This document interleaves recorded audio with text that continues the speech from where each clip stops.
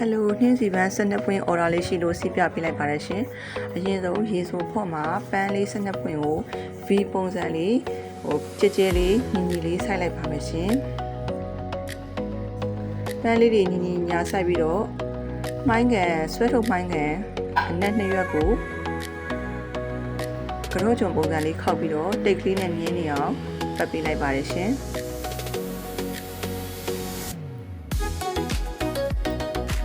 မင်းတို့အရင်ဆုံးအလှဆက်ကူလေးကိုအနောက်မှာကတ်လိုက်ပါမယ်နော်ဒီလိုတစ်ဖက်လှဆက်ကူလေးတွေသုံးပြီးတာပန်းစည်းလေးကိုပို့ပြီးတော့လှပါပါတယ်နော်ပေပါတစ်ရွက်ကို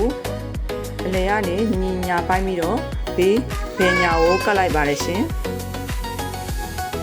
မင်းတို့ဒုတိယစာရွက်ကိုလည်းအဲ့လိုပဲအလယ်ကောင်ကပိုင်းပြီးတော့ဘေးဘယ်ညာနှစ်ဖက်ကိုညီအောင်ကတ်ပြီးတော့တိတ်ကလေးနဲ့မြင်းနေအောင်ပတ်ပေးလိုက်ပါတယ်ရှင်တတိယစာရွက်ကိုတော့၄ပိုင်းပိုင်းပြီးတော့အရှိနှစ်ဖက်နဲ့ဘေးနှစ်ဖက်မှာမြင်းနေအောင်တိတ်နဲ့စီလိုက်ပါတယ်ရှင်နောက်ဆုံးစာရွက်တစ်ရွက်ကိုတော့ဘယ်ညာနှစ်ဖက်ကိုပေပါစာရွက်တစ်ရွက်အပြည့်သုံးပါတယ်ရှင်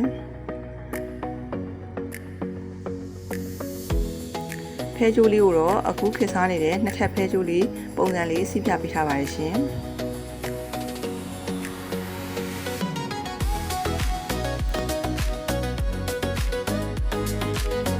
လွယ်ကူကူနဲ့လှပတဲ့ပန်းစည်းလေးတွေကိုယ့်ဘာကိုဖန်တီးကြပါနော်အားလုံးပဲအဆင်ပြေကြပါစေရှင်ကျေးဇူးတင်ပါတယ်